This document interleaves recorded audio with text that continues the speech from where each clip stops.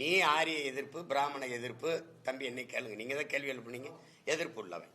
இந்த பாண்டேங்கிறவர் பீகாரிய பிராமணன். நீ திராவிட அரிய நிலவுக்கரவே அவன் வந்து தான் உனக்கு வியூகம் வகுத்து தர வேண்டியது இருக்கு. எதுக்கு அவனை குட்டி வர?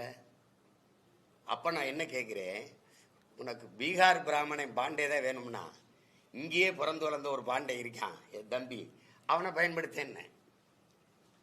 அங்க இருந்து ஒரு பிராமணர் பாண்டையை கூட்டிட்டு வந்து நீ பிராமண எதிர்ப்புன்னு பூச்சாண்டியன்னா அவன்னா எங்களுக்கு தெரியாம போயிடும். மறுபடியும் பாருங்க, இந்த பாண்டே இந்த பிரசாந்த் கிஷோர் விட்டு இப்ப ராபின் சர்மான்னு ஒரு வட இந்தியர் வராரு இந்த தேர்தலுக்கு வேலை செய்ய.